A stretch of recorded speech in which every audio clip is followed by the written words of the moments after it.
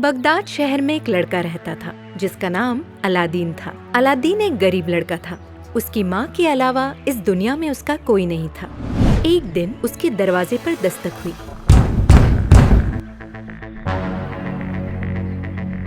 दरवाजे पर एक आदमी खड़ा हुआ था। आप कौन हैं? कहाँ से आए हैं? मैं अलादीन के पिता का मित्र हूँ। मुझे पता चला है कि आप लोग बड़ी गरीबी में जीवन बसर कर रहे हो, तो मैं मदद करने के लिए यहाँ चला आया। मैं अरब देश का व्यापारी हूँ। अगर आप चाहें तो मैं अलादीन को भी अपने साथ काम पर रख सकता हूँ। बदले में मैं आपको अच्छी तनख्वाह दूंगा, जिससे आपकी गरीबी दूर हो जाएगी।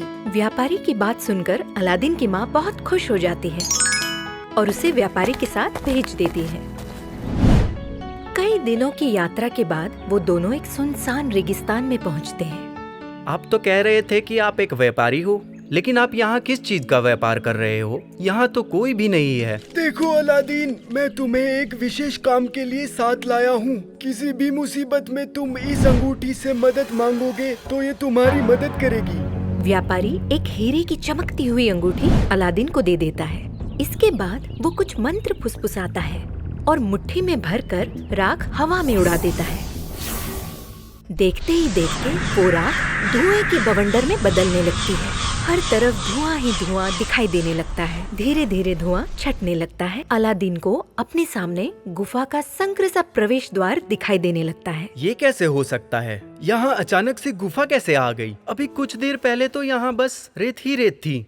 बातें करने में अपना समय मत खराब करो अलादीन। अब तुम्हें जल्दी से इस गुफा के अंदर जाना है। अंदर तुम्हें सोने, चांदी, हीरे और अशर्फियों के भंडार दिखाई देंगे। तुम जितना चाहो उतना वहाँ से खजाना ले सकते हो। अंदर तुम्हें एक पुराना चिराग भी दिखाई देगा। बस तुम मुझे वो चिराग ला देना, बाकी का खजाना तुम्हारा। मुझे उस खजाने में से कुछ भी नहीं चाहिए। लेकिन आप मुझे ही अंदर क्यों भेज रहे हैं? आप खुद भी तो जा सकते थे। अरे नहीं नहीं, मैं अंदर नहीं जा सकता। मैं तुमसे आकार में बड़ा हूँ और गुफा का द्वार बहुत छोटा है, इसीलिए अंदर तो तुम्हें ही जाना होगा। अलादीन कुछ भी समझ नहीं पा रहा था, लेकिन व्यापारी के बार बार कहने पर वो गुफा में जाने के लिए तैयार हो गया। अलादीन गुफा के अंदर जाता है। अंदर का नजारा देखकर उसकी आंखें फटी की फटी रह गईं। वहाँ सचमुच खजाने का ढेर लगा हुआ था। खजाना देखकर वो जोर जोर से हंसने लगता है। उसने अपने पूरे जीवन में इतना सोना नहीं देखा था। अलादीन ने अपनी दोनों जेबों और कमीज के अंदर ढेर सारा सोना छुपा लिया। फिर उसने यहाँ वहाँ गर्दन घुमाई। उसे वहाँ दूर कोने में पड़ा काला सा चिराग दिखाई देता है। व्यापारी के कहने अनुसार अलादीन वो चिराग उठा लेता है और व्यापारी को आवाज लगाता है, मुझे चिराग मिल गया, अब मुझे जल्दी से बाहर निकालो। पहले वो चिराग मुझे दे दो, फिर मैं तुम्हें खींचकर बाहर निकालता हूँ। नहीं नहीं, मुझे बाहर निकालो, तभी मैं चिराग तुम्हें दूंगा। क्या तुम्हें मुझ पर विश्वास नहीं है? विश्वास की बात छोड़ो, पहले मुझे बाहर निकालो। अरे भाई, ये खजाना तुम्हारे पास ही रखो, मुझे सिर्फ चिराग दे दो। नहीं, मुझे पहले बाहर निकालो। व्यापारी तरह तरह की वजह देकर अलादीन से चिराग छीनने की कोशिश करता है, पर अलादीन बार बार अपनी बात दोहराते रहता है। अरे पहले मुझे बाहर निकालो, तभी मैं चिराग दूंगा। अलादीन की बातें सुनकर व्यापारी को बहुत गुस्सा आता है और वो फिर मंत्र पढ़ते हुए राख में फूंक मारता है और गुफा का दरवाजा एक भारी चट्टान से हमेशा के लिए बंद हो जाता है। अलादीन बहुत घबरा जाता है, लेकिन अब उसके हाथ में कुछ भी नहीं था। वो जोर जोर से आवाजें लगाता है। वो चीखता है, रोता है, लेकिन कोई भी उसकी मदद के लिए आगे नहीं आता। न जाने इस चिराग में ऐसा क्या है जो वो व्यापारी इस चिराग को पाना चाहता था। सोचते हुए अलादीन इस काले पड़े हुए चिराग को अपने कपड़े से घिसकर साफ करने लगता है। तभी वहाँ अचानक ही चारों ओर धुआं फैल जाता है और धुएं में से एक आकृति बनती है। धीरे धीरे वो आकृति आकार में बड़ी हो जाती है। धुआं छटते ही अलादीन देखता है कि उनके सामने एक 8-10 फीट का हवा में उड़ता हुआ जीव खड़ा हुआ है। अलादीन डरते हुए, कौन हो तुम? यहाँ कैसे आ गए? मैं जिन हूँ मेरे आका। आपने मुझे इस चिराग से आजाद किया है। आज से आप मेरे मालिक हो। जिन मालिक? क्या है ये सब? मुझे कुछ समझ नहीं आ रहा। आप घबराइए मत मेरे आका, मैं आपको कोई नुकसान पहुंचाने नहीं आया हूँ। आज से आपका हर हुक्म मेरे लिए पत्थर की लकीर है। आप बताएं, मैं आपके लिए क्या कर सकता हूँ? क्या तुम मुझे यहाँ से बाहर निकालकर मेरे घर पहुँचा सकते हो? जो हुक्म मेरे मालिक, अभी लीजिए। जिन के इतने कहते ही अलादीन अगले ही पल अपने घर में अपनी माँ के सामने खड़ा हुआ होता है। माँ, तुम कैसी हो?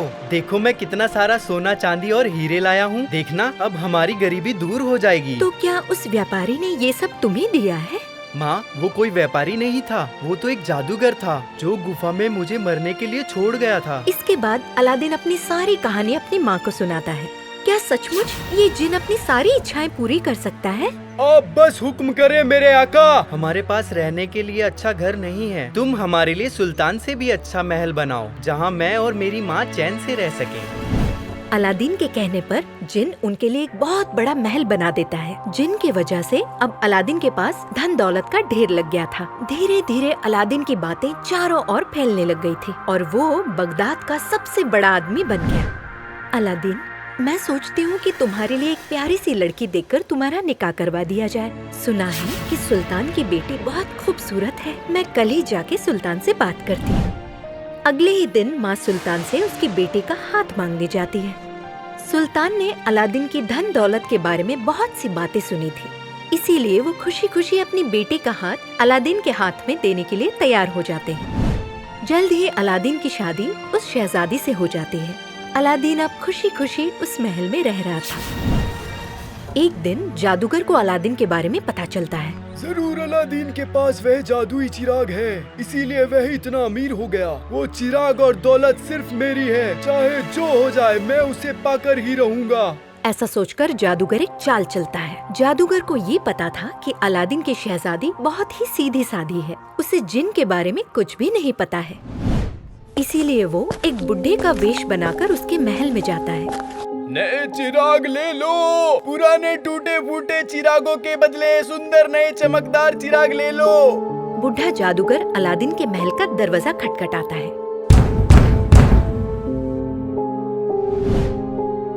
बीवी, कोई पुराना चिराग है घर में तो लाओ, मैं बदलकर नया और सुंदर चिराग दे दूं आपको। बेचारी शहजादी चालाक जादूगर की बातों में आ जाती है और अलादीन की जादुई चिराग उसे लाकर दे देती है। अलादीन की जादुई चिराग देखकर उस बुढ़े की आंखों में चमक आ जाती है और वो चिराग को घिसकर तुरंत वहाँ से जिन को बुला लेता है। क्या हुक्म है मेरे आका? अलादीन का यह महल उठाकर रेगिस्तान में ले चलो, आज से यह महल मेरा हुआ।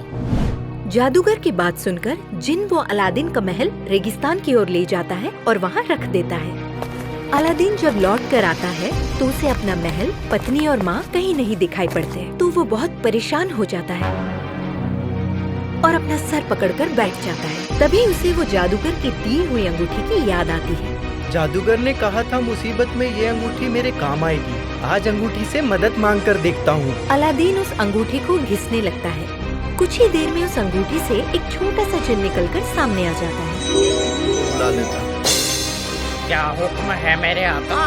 मेरा हुक्म है कि तुम अभी के अभी मेरा महल, पत्नी और माँ को वापस यहाँ लेकर आओ। माफ कीजिए मालिक, लेकिन मैं यह काम नहीं कर सकता। मैं एक छोटा जिन हूँ, मैं उस बड़े जिन की शक्तियों के सामने कुछ भी नहीं हूँ। मैं आपका घर उस जिन से लेकर नहीं आ सकता। तो ठीक है, तुम मुझे वहाँ ले चलो जहाँ मेरी माँ और पत्नी। इतना तो कर ही सकते हो। जी मालिक, इतना तो कर सकता हूँ। जिन अलादीन को भी उस रेगिस्तान में उसके महल के पास पहुँचा देता है।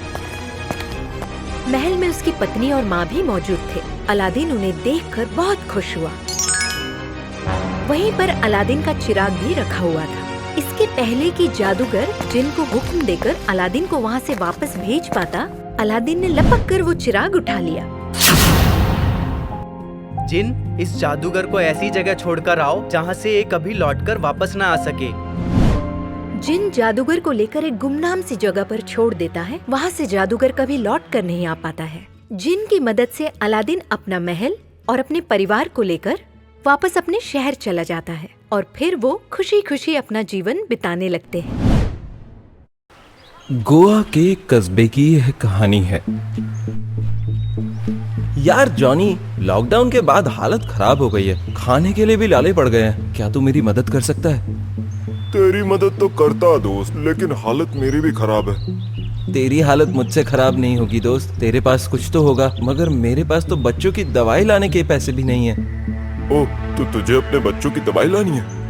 हाँ यार। और कितने रुपए की जरूरत है? कम से कम 5,000 रुपए की। यार इतने पैसे तो मेरे पास नहीं है, मगर मेरे पास यही आखिरी 1000 रुपए बचे हैं। उसमें से 500 तू रख ले, बाकी 500 रुपए का मुझे राशन लाना पड़ेगा, वरना आज रात को मेरे घर पर चूल्हा नहीं जलेगा। जॉनी ने अपने 1000 रुपए से 500 रुपए रॉबर्ट को देकर उसकी मदद की और बाकी बचे 500 रुपए लेकर अपना राशन लेने चल पड़ा। जॉनी गांव की एक सुनसान सड़क पर गुजर रहा था, तब रास्ते में एक भिखारी भिक्षा मांग रहा था। भगवान के नाम पर कुछ दे दो भाई, मेरी मदद करो, कुछ तो दे दो भाई। माफ करो बाबा। माफ करो बाबा कहकर जॉनी जब जाने लगा, तब पीछे से भिखारी ने जॉनी को फिर से आवाज दी। 4 दिन से भूखा हूँ बेटा, कुछ खाना दे दे वरना मैं मर जाऊंगा। यह सुनकर जॉनी रुक जाता है और वापस भिखारी के पास जाकर उसे कहता है, बाबा मैं आपकी मदद जरूर करता, मगर मेरे पास सिर्फ 500 रुपए ही है जिसका मुझे राशन लेना है। अगर मैं अपने घर आज राशन लेकर नहीं गया तो मेरी बीवी बच्चे भूखे मर जाएंगे। जॉनी की यह बात सुनकर भिखारी काफी दुखी हो गया और उसने गिड़गिड़ाकर जॉनी से मदद मांगी। बूढ़े भिखारी को गिड़गिड़ाते देख जॉनी को उस पर दया आ गई और उसने अपने पास जो राशन के लिए बचे थे वो 500 रुपए उस जरूरतमंद भिखारी को दे दिए। पैसा पाकर भिखारी की आंखों में चमक आ गई और वह खुश होकर बोला, तूने अपना नुकसान करके मेरा फायदा किया है। तू एक अच्छा आदमी है, इसीलिए मेरा भी फर्ज बनता है कि मैं भी तेरे लिए कुछ अच्छा काम करूं। फिर उस भिखारी ने अपने झोले में से एक बांसुरी निकाली और बांसुरी जॉनी को देते हुए बोला, ये जादुई बांसुरी है, तुम्हारे मन में जो भी ख्वाहिश हो वो इससे कहना, फिर बांसुरी बजाना, तुम्हारी हर ख्वाहिश पूरी होगी। बाबा अगर ये जादुई बांसुरी आपके पास थी तो आप अपनी ख्वाहिशें क्यों नहीं पूरी करते थे? आप क्यों भिक्षा मांगते हो? मैं तो तेरी परीक्षा ले रहा था, दरअसल मैं भिखारी नहीं जीनी हूँ। आज के बाद जब भी तुम मुझे मिलना चाहो तो यहाँ आकर मुझे 3 बार पुकारना, मैं हाजिर हो जाऊंगा। अलविदा। और फिर जॉनी उसी वक्त सोचता है कि क्या सच में बांसुरी मेरे मन की ख्वाहिश पूरी करेगी, और फिर उसने बांसुरी से कहा, बांसुरी मुझे सोने के सिक्के दो। सोने के सिक्के दो बोलकर जॉनी ने जब बांसुरी बजाई तो आसमान से सोने के सिक्के गिरने लगे। सारे सिक्के उठाकर जॉनी अपने घर की ओर चल दिया। रास्ते में जॉनी ने सोचा, अब तो मेरे पास जादुई बांसुरी है, मैं अपने दोस्त रॉबर्ट की मदद कर सकता हूँ, उसे अपनी बेटी की दवाई जुलानी है। फिर जॉनी रॉबर्ट के घर जाता है। जॉनी को अपने घर देखकर रॉबर्ट उससे पूछता है, क्या बात है, इतनी जल्दी वापस आ गया? राशन नहीं लाया? देखो मुझे दिए हुए 500 रुपए वापस मत मांगना, मुझे पैसों की बहुत जरूरत है। मैं पैसा लेने नहीं आया हूँ, अब मैं अमीर बन गया हूँ। यह कहकर जॉनी ने रॉबर्ट को जादुई बांसुरी दिखाई। ये देखो दोस्त, ये जादुई बांसुरी है, मुझे किसी ने गिफ्ट में दी है। अपनी ख्वाहिश इससे बोलकर बांसुरी बजाने पर यह हमारी ख्वाहिश पूरी करती है। अच्छा? हाँ, मैं अभी तुम्हें दिखाता हूँ। फिर जॉनी ने बांसुरी को अपनी ख्वाहिश बताई। बांसुरी, मेरे दोस्त रॉबर्ट के लिए मुझे 5 सोने के सिक्के दो। यह बोलकर जॉनी ने बांसुरी बजाई। बांसुरी बजते ही 5 सोने के सिक्के गिरे। यह देख रॉबर्ट देखता ही रह गया।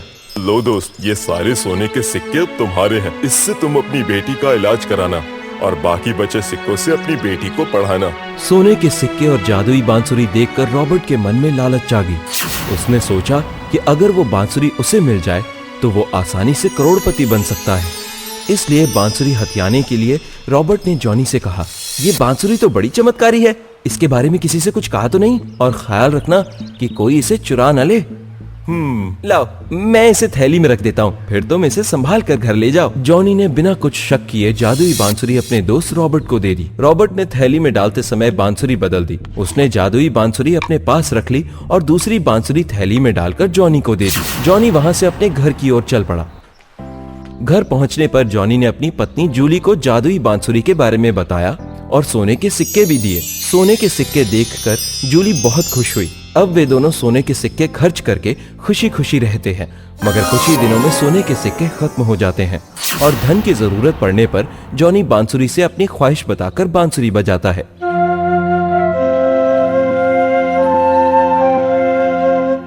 मगर वह बांसुरी जादुई बांसुरी नहीं होने के कारण आसमान से सोने के सिक्के नहीं गिरते। यह देख जॉनी दुखी होता है और फिर जीनी के पास जाने का सोचता है और फिर अपनी पत्नी जूली से कहकर जॉनी जीनी से मिलने निकल पड़ता है। और थोड़ी ही देर में जीनी के ठिकाने पर पहुंचकर जॉनी ने आवाज लगाई, जीनी, जीनी, जीनी। 3 बार पुकारने पर जीनी हाजिर हो गया। बताओ मेरे दोस्त, मुझे क्यों पुकारा? जॉनी जीनी को बताता है कि उसकी दी हुई बांसुरी ख्वाहिश पूरी नहीं कर रही है और इसके कारण खुद को खाने के भी लाले पड़ गए हैं। यह सुनकर जीनी ने जॉनी से कहा, कोई बात नहीं मेरे दोस्त, तुम्हारे खाने के लाले अभी दूर किए देता हूँ। जीनी ने अपनी जादुई शक्ति से थाली हाजिर कर दी। ऐ जादुई थाली, मेरे दोस्त को थोड़ा हलवा खिला दे यार। ये जादुई थाली है, तुम्हें जो भी खाना हो वो इससे फरमाइश करते ही हाजिर हो जाएगा। अब तुम्हें खाने के लाले कभी नहीं पड़ेंगे। शुक्रिया। शुक्रिया कहकर थाली लेकर जॉनी अपने घर की ओर जा रहा है। रास्ते में रॉबर्ट अपने घर के बाहर खड़ा है। उसने जॉनी को थाली लेकर आता हुआ देखा। फिर जॉनी से बोला, हे जॉनी, कैसे हो मेरे दोस्त? मैं अच्छा हूँ रॉबर्ट। आओ घर के अंदर आओ, कुछ ठंडा गर्म करके जाओ। जॉनी, तुम इस बर्तन को लेकर कहाँ जा रहे हो? यह साधारण बर्तन नहीं है मेरे दोस्त, ये तो जादुई थाली है। जो भी खाने की इच्छा हो वह भोजन इससे मांगने पर तुरंत मिल जाता है। क्या ये सच में जादुई थाली है और जो भी खाना चाहो मिल जाता है?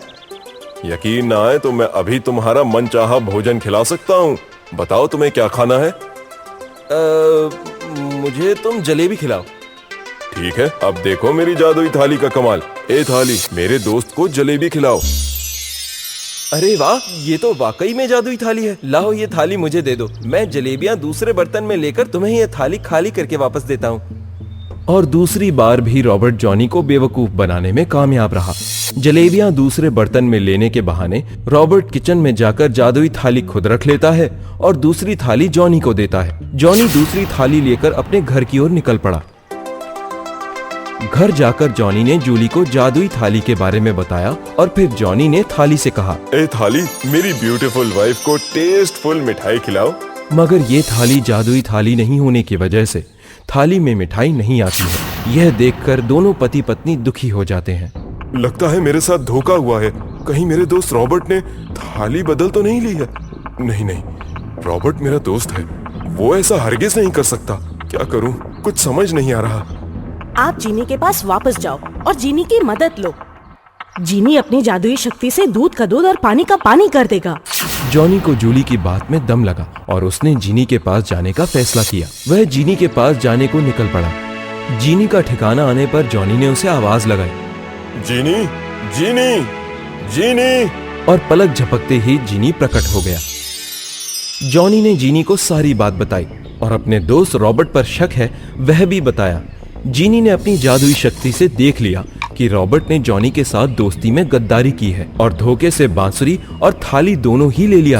इसलिए जीनी ने रॉबर्ट को सबक सिखाने का मन बना लिया। तुम ठीक कहते हो जॉनी, तुम्हारे दोस्त रॉबर्ट ने तुम्हारे साथ धोखा किया है, उसे सबक सिखाना ही होगा। और फिर जीनी ने अपनी जादुई शक्ति से मिस्टर इंडिया का ब्रेसलेट हासिल किया और ब्रेसलेट जॉनी को देते हुए बोला, लो, ये मिस्टर इंडिया का ब्रेसलेट है। इसे पहनकर तुम कहीं भी और कभी भी गायब होकर जा सकते हो। मगर इसे पहनकर कोई दूसरा आदमी गायब होने की ख्वाहिश करेगा तो वो गायब नहीं होगा, लेकिन हवा में चिपक जाएगा और तब तक चिपका रहेगा जब तक तुम ब्रेसलेट को उसे छुड़ाने का हुक्म नहीं करोगे। ये सिर्फ तुम्हारे हुक्म का ही पालन करेगा। जाओ, तुम्हारे लालची दोस्त के पास जाकर उसे ये मिस्टर इंडिया का ब्रेसलेट पहनाओ, फिर देखो मजा। जॉनी मिस्टर इंडिया का ब्रेसलेट लेकर रॉबर्ट के घर की ओर निकल पड़ा। रॉबर्ट घर के बाहर ही खड़ा है। उसने जॉनी को आता हुआ देखा। अरे वाह जॉनी, ये तुमने हाथ में क्या पहना हुआ है? नई घड़ी खरीद कर आए हो क्या? नहीं नहीं, ये घड़ी नहीं है। तो फिर क्या है ये? किसी को बताओगे तो नहीं? नहीं नहीं, मैं किसी को नहीं बताऊंगा। बताओ ना, क्या है ये? ये मिस्टर इंडिया का ब्रेसलेट है। जो भी इसे पहनकर गायब होने की ख्वाहिश करेगा वो गायब होकर कहीं भी जा सकता है।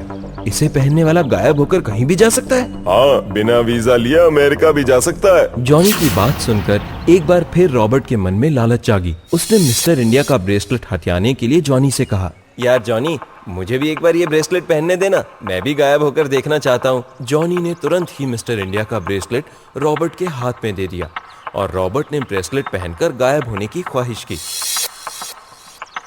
तो वो हवा में लटक गया। अरे अरे अरे अरे, ये क्या हो गया? मैं तो हवा में लटक गया। जॉनी मुझे बचाओ, मैं तो हवा में लटक गया। मुझे नीचे उतारो, नीचे उतारो। नहीं, जब तक तुम अपना गुनाह कबूल नहीं करोगे तब तक हवा में ही लटकते रहोगे। गुनाह? अरे कौन सा गुनाह भाई? बताओ, मेरी बांसुरी और जादुई थाली तुमने चुराई है या नहीं? मुझे माफ कर दो, मैंने ही तुम्हारी दोनों चीजें चुराई हैं। मुझे माफ कर दो भाई, और जल्दी से मुझे नीचे उतारो। पहले मुझे ये बताओ, मेरी बांसुरी और जादुई थाली कहाँ है? तुम्हारी दोनों चीजें वहाँ अलमारी से ले लो मेरे बाप। और फिर जॉनी अलमारी में से बांसुरी और जादुई थाली लेता है। फिर रॉबर्ट के हाथ से मिस्टर इंडिया का ब्रेसलेट निकालकर खुद पहनता है और फिर उसे हुक्म देता है कि रॉबर्ट हवा में 3 घंटा लटकता रहे, फिर उसे नीचे उतार देना। ऐसा हुक्म देकर जॉनी खुद गायब होकर अपने घर चला जाता है। आपको हमारा ये वीडियो पसंद आया हो तो प्लीज हमारे चैनल को सब्सक्राइब कीजिए और हाँ, वीडियो को लाइक और शेयर करना मत भूलना। धन्यवाद।